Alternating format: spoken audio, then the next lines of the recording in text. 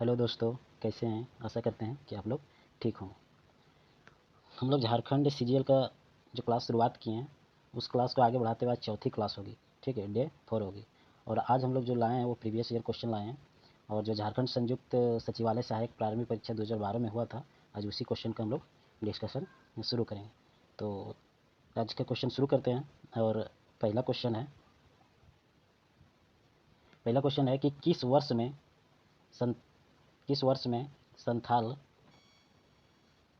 संथाल परगना के 18 जिलों और छोटा नागपुर को मिलाकर झारखंड क्षेत्र स्वायत्त परिषद का गठन किया जाता था? तो यह किया जाता था 1995 में। कब? 1995 में। ठीक है, अब हम लोग बात करते हैं 2000। तो झारखंड राज्य बना था 15 नवंबर 2000 को। ठीक है, कब बना था? 15 नवंबर 2000 को। यह बिहार से अलग हुआ था। किसे? बिहार से अलग हुआ था।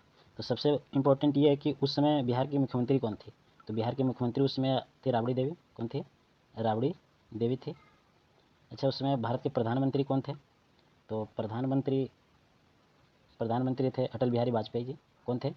अटल बिहारी वाजपेयी जी थे। ठीक है, और राष्ट्रपति कौन थे? के आर नारायण। के आर नारायण। और बिहार का राज्यपाल कौन थे? बिहार के राज्यपाल, तो उसमें बिहार का राज्यपाल थे आपका विनोद चंद्र पांडे। कौन थे? विनोद चंद्र पांडे जी थे। ठीक है, तो इतनी बातें इसमें आप लोग को याद रखनी है। अच्छा, जब झारखंड अलग हो गया तो झारखंड का प्रथम राज्यपाल कौन बना था? तो ये बना था प्रभात कुमार। कौन बना था? प्रभात कुमार। तो इतनी बातें आप लोग को याद रखनी है, ये सब इम्पोर्टेंट है। अब हम लोग बात थोड़ी कर लेते हैं 1995। ठीक है, अब बात कर लेते हैं हम लोग 1995 में। तो 1995 में एक इम्पोर्टेंट ये है कि रघुवर दास जी, ठीक है, रघुवर दास जी पहली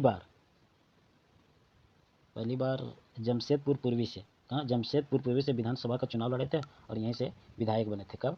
1995। तो ये भी बातें आप लोग को याद रखनी। अब नेक्स्ट हम लोग करते हैं 2010।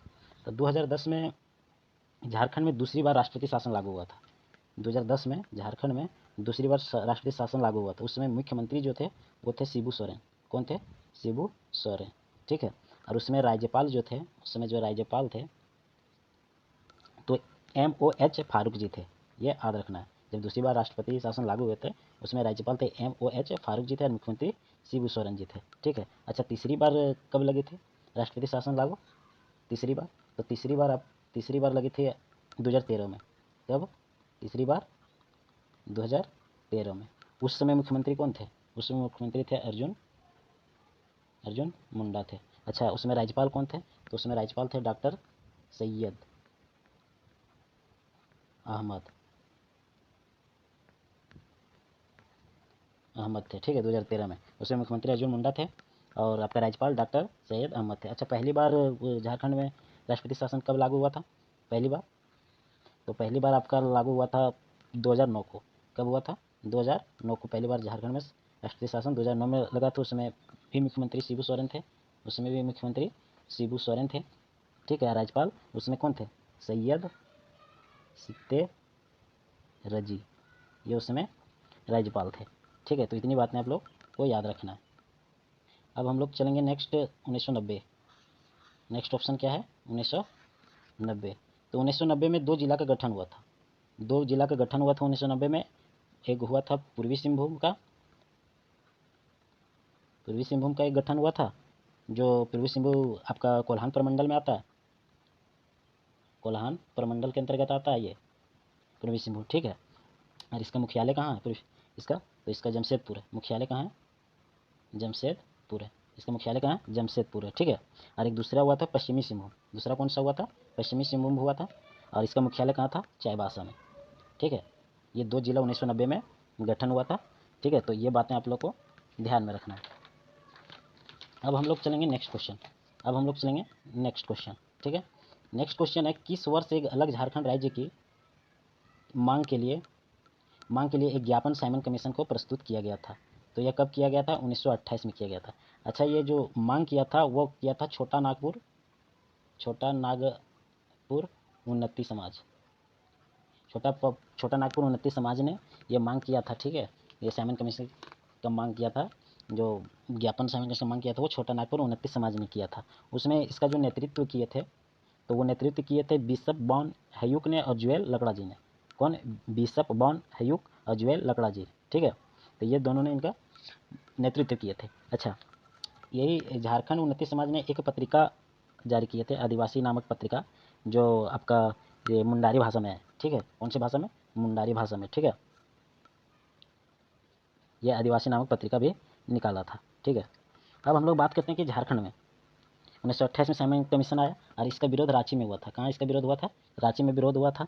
और साइमन कमीशन वापस जाओ का भी नारा लगा था। साइमन कमीशन वापस जाओ नारा लगा था। वह किसके नेतृत्व में लगा था? तो ये एस.के. सहाय के नेतृत्व में लगा था। एस.के. सहाय के नेतृत्व में लगा था नारा कि साइमन कमीशन वापस जाओ। और अच्छा, अब बात करते हैं कि रांची में साइमन कमीशन का नेतृत्व कौन किया था? तो साइमन कमीशन का नेतृत्व कोहड़ा पांडे जी ने किया था। कौन? कोहड़ा पांडे। ये साइमन कमीशन का नेतृत्व रांची में कोहड़ा पांडे किए थे। अच्छा, भारत में साइमन कमीशन पहली बार कब आया था? तो ये आया था 3 फरवरी 1928 को, बम्बई। पहली बार बम्बई आया था। अच्छा, इसके अध्यक्ष कौन थे? साइमन कमीशन का अध्यक्ष कौन थे? तो सर जॉन साइमन थे। सर जॉन साइमन थे, ये आप लोग आते हैं। उसमें ब्रिटेन प्रधानमंत्री कौन थे? तो उसमें ब्रिटेन प्रधानमंत्री थे स्टैनली बॉल्डविन। स्टैनली बॉल्डविन थे। कौन थे? स्टैनली बॉल्डविन थे उसमें प्रधानमंत्री। अच्छा, जब भारत आज़ादी के समय प्रधानमंत्री कौन थे? तो इस समय थे क्लाइमेट एटली। कौन थे आज़ादी के समय? क्लाइमेट एटली प्रधानमंत्री। तो ये चीज़ें आप लोग को ध्यान में रखना है। अच्छा, साइमन कमीशन को श्वेत कमीशन भी कहा जाता है। क्या कहा जाता है? श्वेत कमीशन। श्वेत कमीशन इसलिए कहा जाता है क्योंकि इसमें एक भी भारतीय शामिल नहीं थे, नहीं बनाया गया था इसमें एक भी सदस्य, इसलिए सभी अंग्रेज थे, इसलिए इसका श्वेत कमीशन नाम रखा गया। इसमें टोटल 7 सदस्य थे। कितने थे? 7 सदस्य थे, ठीक है। और इनका विरोध लाहौर में किया गया था। लाहौर में इसका साइमन कमीशन का विरोध लाला लाजपत राय जी ने किए थे। लाला लाजपत राय जी ने किए थे और वहीं पे इस पर लाठीचार्ज हुई थी और लाला लाजपत राय जी को वहीं मृत्यु हो गई, ठीक है। लाला लाजपत को पंजाब केसरी भी कहा जाता है। तो ये बातें आप लोग को इतना इसमें ध्यान रखना है, ठीक है। अब इसमें इतना बात ध्यान रखना है। अब हम लोग चलते हैं इसका ऑप्शन, नेक्स्ट ऑप्शन में 1929। कौन सा? 1929, ठीक है। 1929 में हुआ ये था कि जो साइमन कमीशन का विरोध करने का जो निर्णय लिया गया था, ये नहीं सॉरी 1929 में ये हुआ था कि लाहौर एक अधिवेशन हुआ था। लाहौर में क्या होता है? लाहौर अधिवेशन, ठीक है। यहाँ 1929 में लाहौर अधिवेशन हुआ था और इसके जो अध्यक्षता किए थे वो पंडित जवाहरलाल नेहरू किए थे। पंडित जवाहरलाल नेहरू किए थे और यहीं पे यह निर्णय लिया गया था कि पूर्ण स्वराज का लक्ष्य घोषित किया जाए 1929 में लाहौर अधिवेशन में। और इसकी अध्यक्षता पंडित लाल जवाहरलाल नेहरू ने किए थे 1929 में। तो ये आप लोग को ध्यान में रखना है, ठीक है। 1927 में ये हुआ था कि जो साइमन कमीशन का पहली बार जो विरोध करने का निर्णय लिया गया था वो मद्रास अधिवेशन में यहीं लिया गया था। मद्रास अधिवेशन में 1929 में हुआ था। यहीं पे साइमन कमीशन का विरोध करने का निर्णय लिया गया था 1927 में। तो ये बात याद रखिएगा। अच्छा, 1928 में एक लीग का गठन हुआ था। जो लीग का गठन हुआ था वो जवाहरलाल नेहरू और सुभाष चंद्र बोस जी ने मिल के किए थे और वो लीग का गठन था, ये नाम था इंडिपेंडेंस फॉर इंडिया, ठीक है। इस लीग का गठन किया गया था जो जवाहरलाल नेहरू और सुभाष चंद्र बोस मिलकर किए थे 1928 में। तो ये बातें आप लोग को इतनी ध्यान में रखना है, ठीक है। अब हम लोग चलेंगे नेक्स्ट क्वेश्चन में। और नेक्स्ट क्वेश्चन है कि झारखंड का कुल कितने प्रतिशत क्षेत्र वन क्षेत्र के अधीन आता है, ठीक है। तो कितने आता है, कितने परसेंट? तो ये 2021 के अनुसार वन रिपोर्ट 2021 के अनुसार, ठीक है, कुल क्षेत्रफल जो आता है वो 29.76% अधीन में आता है कुल क्षेत्रफल का, ठीक है। ये हम लोग को ध्यान में रखना है। अच्छा, यहाँ पे एक चीज़ और बात कर लेते हैं कि जो झारखंड में झारखंड में टोटल जो कुल क्षेत्रफल जो विस्तार हुआ है, जंगल जो पाया जाता है वो लगभग 23,721.14 वर्ग किलोमीटर में वन पाया जाता है, ठीक है। तो ये भी बातें आप लोग को ध्यान में। अच्छा, यहाँ बात कर लेते हैं कि सर्वाधिक वन क्षेत्रफल वाले जिला कौन सा है? तो यह है पश्चिमी सिंहभूम। कौन सा है? पश्चिमी सिंहभूम। यह है सर्वाधिक वन क्षेत्र वाले जिले, ठीक है। कितना किलोमीटर में है? तो यह 3368 वर्ग किलोमीटर में, ठीक है। तो यह न्यूनतम वन क्षेत्रफल वाला जिला हो जाएगा आपका न्यूनतम ये आपका हो जाएगा जामताड़ा। कौन हो जाएगा? जामताड़ा हो जाएगा। ये 106 किलोमीटर। ठीक है। अच्छा, अगर पूछ दे कि सर्वाधिक 1% वाले जिला, ठीक है, सर्वाधिक 1% वाले जिला कौन हो जाएगा? तो वो हो जाएगा लातेहार। कौन हो जाएगा? लातेहार। ठीक है, ये कितना है? 56%। ठीक है, और न्यूनतम 1 वाला अगर पूछ दे तो ये हो जाएगा जामताड़ा प्रतिशत वाला में, तो ये हो जाएगा 5.8%। तो इतना आप लोग को याद रखना है। इसमें से एक चीज़ झारखंड में वन में और कभी कभी पूछा जाता है कि यहाँ खुला वन कितना है, सघन वन कितना है। ठीक है, तो खुला वन यहाँ आप लोग का हो जाएगा 48%। जो खुला वन है वो 48% है, और जो अति सघन वन है वो आपका हो जाएगा 11%। कितना हो जाएगा? 11%। और जो मध्यम सघन वन है, जिस मध्यम सघन वन है वो 41% है। ठीक है, तो इतनी बातें इसमें आप लोग को याद रखना। तो हम लोग चलते हैं नेक्स्ट क्वेश्चन। झारखंड के किस जनजातीय समूह द्वारा लिखने के लिए ओलिचिक लिपि का प्रयोग किया जाता है? तो ये संथाल का ओलिचिक लिपि क्या है? ओलिचिक लिपि संथाल में किया जाता है। ठीक है। अच्छा, ये ओलिचिक लिपि जो आविष्कार किया था संथाल का, वो कौन किए थे? पंडित रघुनाथ मुर्मू। कौन किए थे? पंडित रघुनाथ मुर्मू जी ने किए थे। ठीक है, संथाल वाला ओलिचिक लिपि का। अब हम लोग बात करते हैं कि इसमें, अच्छा, संथाल जो है वह झारखंड की सर्वाधिक जनसंख्या वाली जनजाति है। यह सर्वाधिक जनसंख्या वाली जनजाति है। कौन? संथाल। ठीक है, और भारत में यह तीसरी सर्वाधिक वाली जनसंख्या। भारत में कौन सी है? तीसरी सर्वाधिक जनसंख्या वाली। अच्छा, पहली भारत में कौन है? तो पहली आपका हो जाएगा भील, दूसरी गोंड। दूसरी कौन हो जाएगा? गोंड हो जाएगा। ठीक है। अच्छा, यह है कि संथालों की जो एक प्रमुख भाषा है वह है संथाली। ठीक है, कौन है? संथाली। तो संथाली भाषा को 2004 में, ये बात ध्यान में रखना कि 2004 में संविधान की 8वीं सूची में, 2004 में संविधान के 8वीं अनुसूची में शामिल किया गया था। ठीक है, ये बात आप ध्यान रखिएगा। अच्छा, इसको पारित कब किया गया था? तो इसको पारित किया गया था 2003 में किया गया था, और 92वां संविधान संशोधन के तहत, 92वां संविधान संशोधन के तहत। ठीक है, तो ये बात आप लोग को ध्यान में रखना है कि 2004 में संविधान की 8वीं सूची में संथाली भाषा को शामिल किया गया था, और इसको पारित जो किया गया था वो 2003 में पारित किया गया था, 92वां संविधान संशोधन में। ठीक है। अच्छा, संस्थानों का संस्थापक किसको कहा जाता है? तो ये कहा जाता है लुगुबुरु को। ठीक है, ये संस्थानों के संस्थापक कहा जाता है। ठीक है। अच्छा, ये संथाल में एक चीज़ बहुत प्रचलित है, इसका विवाह, एक विवाह जो है इसमें बहुत प्रचलित है, वह विवाह है किरिंग बपला। कौन सी विवाह है? ये बहुत बार पूछा गया है, किरिंग बपला। ये विवाह बहुत विवाह ये प्रचलित है। ठीक है। अब हम लोग नेक्स्ट ऑप्शन का बात करेंगे। हम लोग मुंडा। ठीक है, अब मुंडा, इसे कोल भी कहा जाता है। मुंडा को क्या कहा जाता है? कोल। ठीक है, झारखंड की तीसरी सर्वाधिक जनसंख्या वाली जनजाति है। कौन है? मुंडा। तीसरी सर्वाधिक वाली मुंडा। ठीक है, तीसरी सर्वाधिक जनसंख्या वाली जनजाति कौन है? मुंडा है। ये भी बात आप लोग को ध्यान में रखना। इसकी भाषा क्या है? मुंडा की भाषा क्या है? मुंडारी है। ठीक है, इसकी क्या है? मुंडारी है। अच्छा, मुंडारी की लिपि क्या है?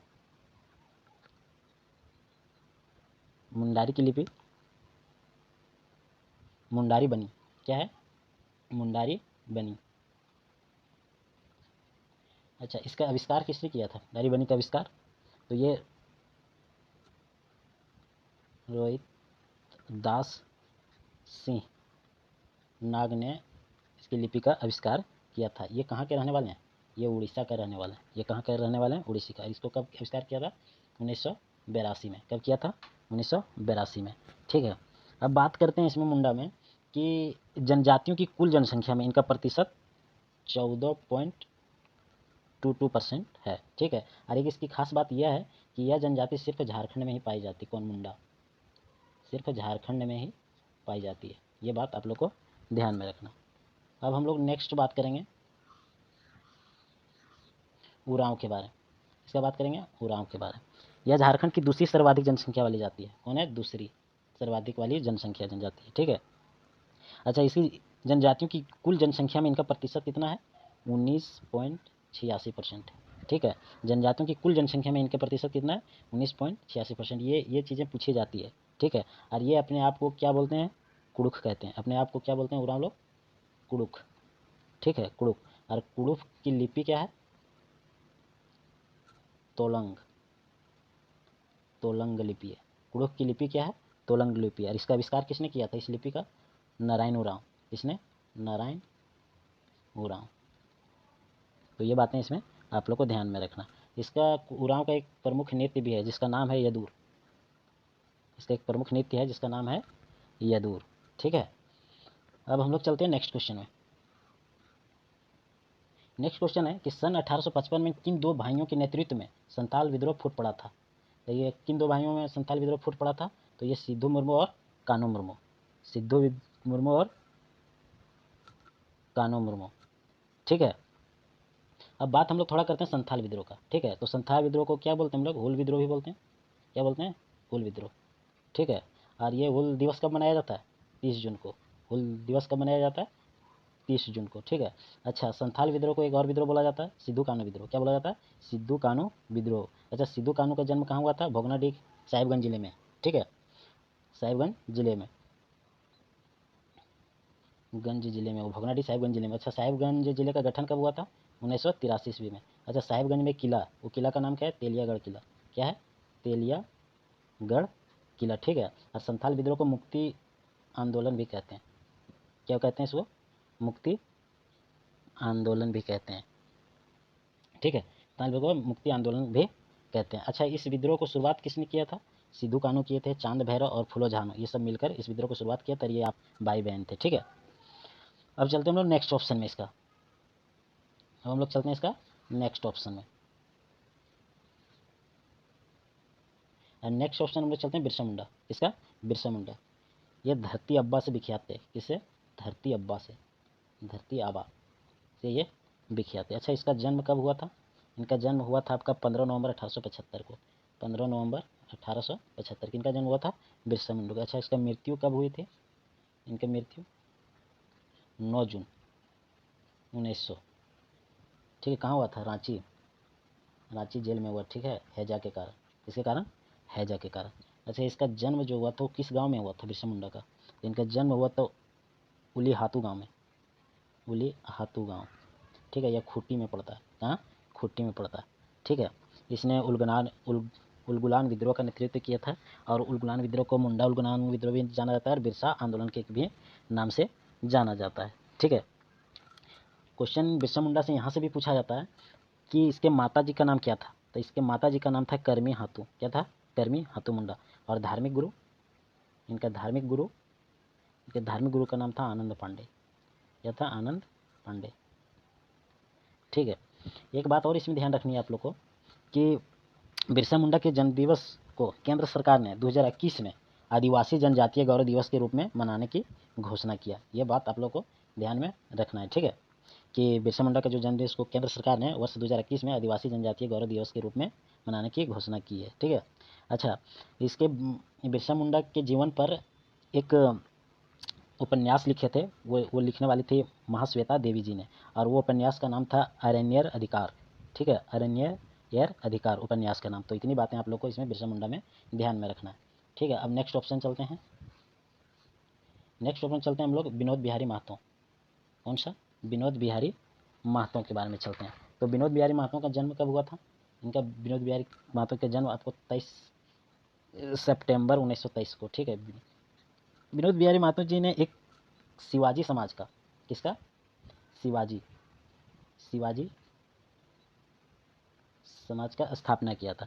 इसलिए ये किया था क्योंकि कुर्मी समाज में बहुत ज़्यादा कुर्तियाँ फैल गई थी, इसलिए शिवाजी समाज का स्थापना किया। अच्छा, विनोद बिहारी महतो की एक और इम्पोर्टेंट बात ये है कि झारखंड मुक्ति मोर्चा, ठीक है, झारखंड मुक्ति मोर्चा का, ठीक है, ये प्रथम अध्यक्ष बने थे। झारखंड मुक्ति मोर्चा का ये प्रथम अध्यक्ष बने थे। कौन? यही विनोद बिहारी महतो जी प्रथम अध्यक्ष बने थे। और इनका महासचिव बने थे शिबू सोरेन। कौन बने थे? शिबू सोरेन, ठीक है। अच्छा, झारखंड मुक्ति मोर्चा का गठन हुआ था, वो हुआ था आपका 1973 ईस्वी में। तो ये बातें आप लोग को इतना याद रखना। अब नेक्स्ट ऑप्शन हम लोग चलते हैं। नेक्स्ट ऑप्शन है गया मुंडा। कौन सा है? नेक्स्ट ऑप्शन गया मुंडा। अच्छा, गया मुंडा कौन था? ये बिरसा मुंडा के सेना नायक थे। ये बिरसा मुंडा के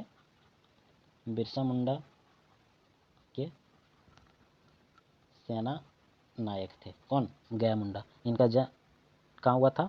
इनका जन्म हुआ था एटकेडी में। एटकेडी में किनका जन्म? गया मुंडा का। ठीक है, और इसको गिरफ्तार 1900 ईस्वी में किया गया था। ठीक है, तो इनके बारे में इतना ध्यान रखना, गया मुंडा के बारे में। अब हम लोग चलते हैं नेक्स्ट क्वेश्चन। नेक्स्ट क्वेश्चन है, निम्नलिखित में कौन सा एक झारखंड की उपराजधानी है? ठीक है, तो ये कौन सा एक उपराजधानी है झारखंड की? ये आपका दुमका। अच्छा, दुमका संथाल परगना प्रमंडल में आता है। कौन सा प्रमंडल में आता है दुमका? संथाल परगना प्रमंडल में आता है। अच्छा, प्रस्तावित उपराजधानी कौन कौन सा है? तो ये आपका मेदिनीनगर है, चाईबासा है, और कौन है? गिरिडीह। ठीक है, ये प्रस्तावित उपराजधानी है। ठीक है, अब हम लोग बात करते हैं दुमका का स्थापना कब हुआ था, दुमका जिला का। तो इनका हुआ था 1855 में। इसका मुख्यालय कहाँ है? तो इसका दुमका ही मुख्यालय है। ठीक है, अच्छा, दुमका जिला से कौन कौन नदी बहती है? तो एक मयूराक्षी नदी बहती है, बासलोई नदी बहती है, ब्राह्मणी नदी बहती है। ठीक है, ये बात 3 नदी आप लोग को याद रखनी है। अच्छा, यहाँ एक विश्वविद्यालय भी है दुमका में, वो सिद्धू कान्हू विश्वविद्यालय। अच्छा, एक यहाँ जलकुंड भी है, और वो जलकुंड का नाम क्या है? झुमका। तो इतनी बातें आप लोग को दुमका से याद रखना। ठीक है, अब हम लोग चलेंगे नेक्स्ट ऑप्शन।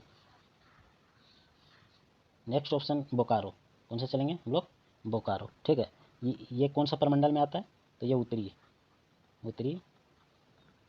छोटा नागपुर प्रमंडल में आता है। ठीक है, तो ये याद रखना। अच्छा, इसकी स्थापना कब हुआ था? तो इसकी स्थापना इस जिले का 31 मार्च 1991 में हुआ था। ठीक है, अच्छा, बोकारो में कौन कौन नदी बहती है? तो आपको दामोदर नदी हो जाएगा, दामोदर नदी और कोनार नदी। यहाँ प्रमुख खनिज तो कोयला है ही। अच्छा, यहाँ उद्योग भी है बोकारो में। ठीक है, कौन कौन उद्योग है? एक बोकारो इस्पात कारखाना है, दूसरा गोमिया बारूद कारखाना है, तीसरा कारगाली कोल वासरी है। ठीक है, ये 3 चीज़ें आप लोग को ध्यान में रखना है। यहाँ एक जैविक उद्यान भी है बोकारो में। ठीक है, वो जवाहरलाल जैविक उद्यान है। अब बोकारो से थोड़ी सी और बात कर लेते हैं हम लोग कि बोकारो स्टील संयंत्र। ठीक है, इसकी स्थापना आपको 1964 में हुआ था। ठीक है, किसका? बोकारो स्टील संयंत्र। ठीक है, इसकी स्थापना 1964 में हुआ था, और जो यहाँ उत्पादन शुरू हुआ था वो 1974 ईस्वी में हुआ था। ठीक है, अच्छा, बोकारो स्टील संयंत्र कहाँ? ये माराफारी स्थान पर है। कहाँ? जो जगह जहाँ है वो माराफारी स्थान पर है। ठीक है, अच्छा, बोकारो स्टील संयंत्र जो स्थापित किया गया था, ये किसके सहयोग से किया गया था? तो यह रूस के सहयोग से किया गया था। रूस के सहयोग से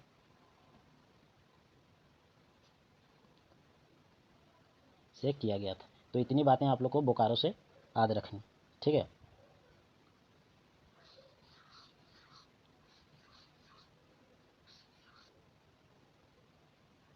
अब हम लोग बात करते हैं धनबाद। किसकी बात करेंगे? धनबाद का। ठीक है, किसका? धनबाद का। तो यह भी उत्तरी छोटा नागपुर प्रमंडल में आता है।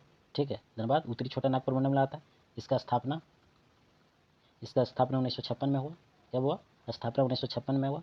यहाँ बराकर नदी, गोबाई नदी और दामोदर नदी प्रवाहित होती है। कौन कौन? बराकर, गोबाई और दामोदर नदी। कहाँ? धनबाद में। ठीक है, यहाँ एक जलकुंड भी है, वो जलकुंड है तेतुलिया। यहाँ एक झील भी है। क्या है? यहाँ एक झील भी है, वो झील का नाम क्या है? तोपचांची झील।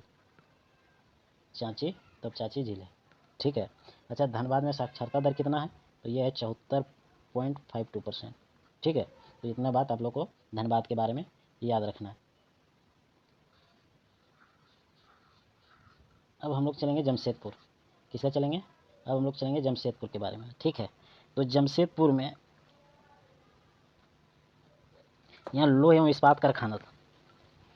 ठीक है, यहाँ लोह एवं इस्पात कारखाना खुला था, जिसका 1907 में स्थापना हुआ था। ठीक है, अच्छा, जमशेदपुर को क्या बोला जाता है? झारखंड के औद्योगिक राजधानी बोला जाता है, और पिट्सबर्ग भी बोला जाता है। भारत का पिट्सबर्ग भी बोला जाता है, और झारखंड का औद्योगिक राजधानी किसको? जमशेदपुर में। ठीक है, और जो लोह इस्पात कारखाना है, ये पूर्वी सिंहभूम जिले में स्वर्ण रेखा एवं खरकई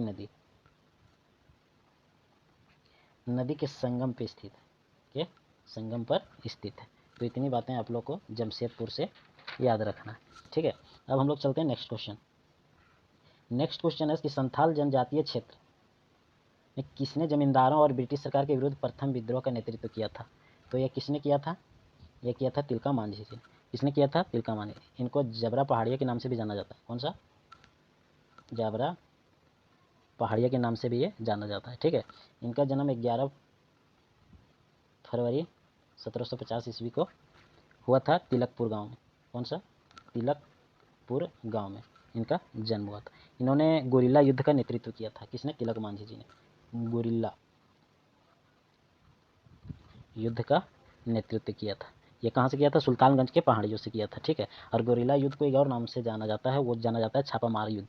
कौन सा? छापामार युद्ध। और इसको तिलका मांझी जी को 1785 ईस्वी में, कब? 1785 में गिरफ्तार किया और भागलपुर में बरगद के पेड़ पर इसको फांसी दे दिया गया था। तो तिलका मांझी जी से इतना आप लोग को याद रखना है, ठीक है।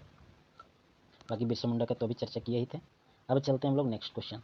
नेक्स्ट क्वेश्चन है, निम्नलिखित में से कौन सा जिला अधिकांशतः वन क्षेत्र से आवृत है? तो कौन सा जिला है वो? ये कौन सा जिला है? चतरा। कौन सा जिला है? चतरा। चतरा से एक चीज़ ध्यान में रखना है कि सर्वाधिक वन क्षेत्रफल वाले जिले में इनका स्थान तीसरा है। इसमें सर्वाधिक वन क्षेत्रफल वाले जिले में इसका स्थान तीसरा स्थान है, ठीक है, जो कि 1782 किलोमीटर वर्ग में फैला हुआ है। कितना? 1782, तीसरा स्थान है, ठीक है। और प्रतिशत वाले में सर्वाधिक वन क्षेत्र प्रतिशत वाले में दूसरा स्थान है चतरा का। प्रतिशत में दूसरा स्थान है। कितना है? 47.9%। सर्वाधिक 1% वाले में दूसरा स्थान है, जिसका परसेंट है 47.9। अच्छा, कोडरमा में, ठीक है, वनाच्छादन कितना है? तो यहाँ वनाच्छादन है 23.05%। कोडरमा में वनाच्छादन है 23.05, ठीक है। हजारीबाग में वनाच्छादन कितना है? तो यहाँ 13.63%, 19 है, ठीक है। वनाच्छादन है ये सब। और गुमला में कितना है? 14.43.15%, ठीक है। ये सब अनुच्छादन है। तो इतनी बातें यहाँ पे ध्यान में रखना। अब हम लोग चलते हैं नेक्स्ट क्वेश्चन।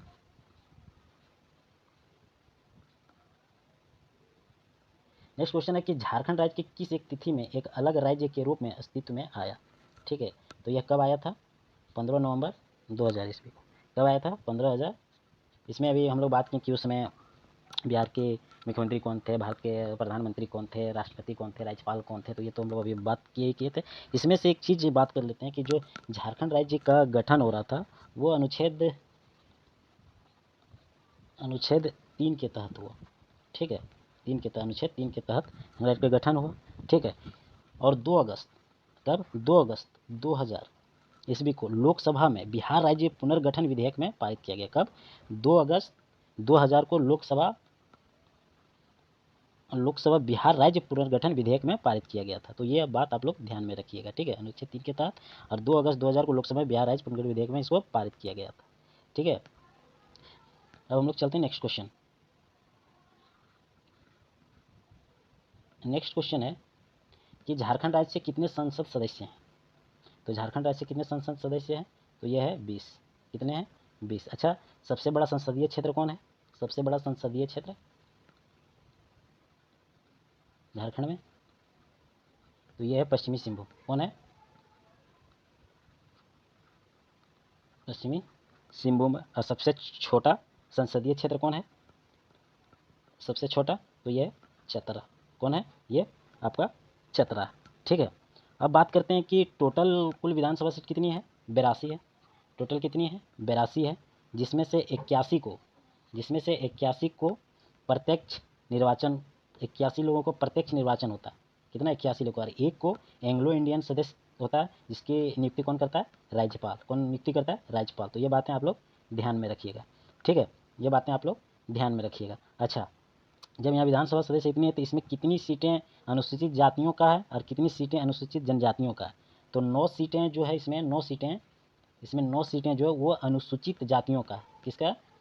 अनुसूचित जातियों का, ठीक है। ये 9 सीटें, ठीक है। टोटल 82 में से 9 सीटें इसमें और 28 सीटें इसी का, 28 सीटें अनुसूचित जनजातियों का। इसे 28 सीटें अनुसूचित जनजातियों का और 9 सीटें अनुसूचित जातियों का। ये बात इन लोग का आरक्षित है, ठीक है। ये बात आप लोग ध्यान में रखिएगा, ठीक है। अब बात करते हैं 14 लोकसभा सीट है, 14 लोकसभा सीट है, ठीक है, जिसमें से एक इसमें अनुसूचित जातियों का सीट है, एक अनुसूचित जातियों का सीट है, इसमें ध्यान रखिएगा, एक अनुसूचित जातियों का सीट है और 5 जो है वो अनुसूचित जनजाति का है, ठीक है, और 5 जो है वो अनुसूचित जनजाति का है, ठीक है। तो इतनी बातें इसमें ध्यान रखिए। अच्छा, अभी जो विधानसभा से वर्तमान में अध्यक्ष है वो कौन है? वो है आपका रविंद्रनाथ महतो। कौन है? रविंद्रनाथ महतो। तो इसमें इतनी बातें आप लोग को ध्यान में रखनी है। अब हम लोग चलते हैं नेक्स्ट क्वेश्चन। झारखंड का बाएं हाथ का प्रमुख बल्लेबाज कौन था जिसने मलेशिया में अंडर-19 क्रिकेट वर्ल्ड कप 2008 जीता? साथ ही वो अब रॉयल चैलेंजर बेंगलोर के खेल रहा था, ठीक है। तो उसमें कई करंट है, तो वो था सौरभ तिवारी। कौन था? सौरभ तिवारी। अब हम लोग चलते हैं नेक्स्ट क्वेश्चन। झारखंड के किस जिले में बाघों के लिए संरक्षित वन स्थित है? तो किस जिले में ये आपका लातेहार में। किस जिले में? लातेहार जिले में। यहाँ कौन सा है? ये बेतला राष्ट्रीय उद्यान। कौन सा है? बेतला राष्ट्रीय उद्यान, ठीक है। यह बाघ संरक्षण के लिए प्रसिद्ध है। यह किसके लिए प्रसिद्ध है? बाघ संरक्षण के लिए प्रसिद्ध है। और एकमात्र राष्ट्रीय उद्यान यही है, बेतला राष्ट्रीय उद्यान, ठीक है। इसका स्थापना बेतला का कब हुआ था? तो इसका स्थापना हुआ था 1986 में। कब हुआ था? 1986 में। एक चीज़ और इसमें ये ध्यान रखना है कि जो बाघों का सर्वप्रथम गणना 1932 में हुआ था वो बेतला ही राष्ट्रीय उद्यान में हुआ था। तो ये आप लोग को ध्यान में रखना। एक लातेहार में और है महुआ टांड अभ्यारण्य, ठीक है, महुआ टांड अभ्यारण्य, ठीक है। ये किसके लिए प्रसिद्ध है? यह भेड़िया के लिए प्रसिद्ध है। किसके लिए प्रसिद्ध है? भेड़िया के लिए प्रसिद्ध है। और इसका स्थापना कब हुआ था? तो इसका स्थापना 1976 ईस्वी में हुआ था। इसकी स्थापना कब हुआ था?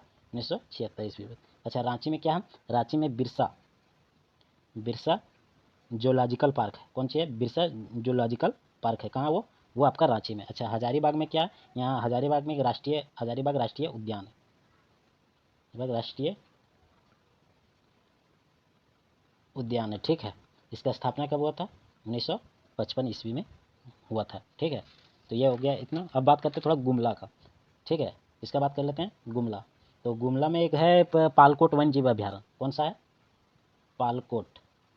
पालकोट वन्य जीव अभ्यारण्य है, जिसका स्थापना 1990 में हुआ था, ठीक है। तो इतनी बातें आप लोगों को यहाँ से इतना ध्यान रखना। अब हम लोग चलते हैं नेक्स्ट क्वेश्चन। नेक्स्ट क्वेश्चन है कि झारखंड के किस जिले को भारत की अब्रख राजधानी के नाम से जाना जाता है, ठीक है। तो ये किस जाना जाता है? ये कोडरमा को जाना जाता है। अच्छा, कोडरमा को चमकीली धरती भी कहा जाता है, चमकीली धरती भी कहा जाता है कोडरमा को, ठीक है। यहाँ एक उच्च कोटि का अब्रख पाया जाता है, ठीक है। कोडरमा के उच्च कोटि का सफ़ेद अब्रख पाया जाता है, उसको रूबी अब्रख के नाम से जानते हैं। कौन सा? रूबी अब्रख के नाम से हम लोग इसको जानते हैं। अच्छा, यहाँ जो कोडरमा में कुल अब्रख का उत्पादन जो होता है वो लगभग 90% हम लोग निर्यात कर देते हैं, ठीक है। कितना? 90% निर्यात कर देते हैं, ठीक है। तो इसका इतना आप लोग को ध्यान में रखना है। अब बात करते हैं रामगढ़ का। किसका बात करते हैं? रामगढ़। तो रामगढ़ बात ये ध्यान रखना है इसमें कि भौगोलिक क्षेत्रफल की दृष्टि से भौगोलिक क्षेत्रफल की दृष्टि से सबसे छोटा जिला रामगढ़ है, ठीक है। भौगोलिक क्षेत्रफल की दृष्टि से सबसे छोटा जिला कौन है? रामगढ़ है, ठीक है। और सबसे बड़ा जिला कौन है? तो यह है पश्चिमी सिंहभूम। ये बात आप लोग को ध्यान में रखना कि भौगोलिक क्षेत्रफल की दृष्टि से सबसे छोटा जिला रामगढ़ है और भौगोलिक क्षेत्रफल की दृष्टि से सबसे बड़ा जिला पश्चिमी सिंहभूम है, ठीक है। अब हम लोग चलते हैं नेक्स्ट क्वेश्चन। नेक्स्ट क्वेश्चन है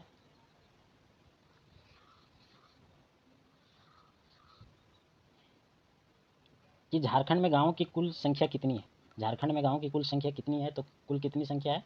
32,620। लेकिन कुछ किताबों में आपको ये दिया गया है 32,615। कुछ किताबों में 32,620 दिया हुआ है, कुछ किताबों में 32,615 दिया हुआ है, ठीक है। गाँव की कुल संख्या, जब गाँव की कुल संख्या इतनी, तो प्रखंड की कुल संख्या वर्तमान में कितनी है? वर्तमान में प्रखंड की कुल संख्या कितनी है? तो 264 है। और जिसमें झारखंड गठन हो रहा था उस समय प्रखंड की संख्या कितनी थी? तो 210 थी। कितनी थी? 210। अच्छा, अभी अनुमंडल, वर्तमान में अनुमंडल की संख्या कितना है? वर्तमान में भी अनुमंडल की संख्या कितना है? तो यह है 45। कितना है? 45। और जिसमें झारखंड गठन हो रहा था उस समय अनुमंडल की संख्या कितना थी? 33 थी। कितना थे? 33। अच्छा, प्रमंडल कितना है? प्रमंडल कितना है? 5। जिला कितना है? 24। और गठन के समय जिला कितना था? 18। तो आज 14 क्वेश्चन था। हम लोग 14 क्वेश्चन का डिस्कशन देखें। आप लोग को ज़रूर पसंद आया होगा। अगर पसंद आया होगा तो लाइक, शेयर और सब्सक्राइब ज़रूर कीजिएगा, ठीक है। और आप लोग इसको मतलब ध्यान से सुनिए, और अगर कुछ नोट्स बनाना, कुछ लिखना तो लिखिएगा। तो आज का वीडियो यहीं पे समाप्त करते हैं। जय हिंद।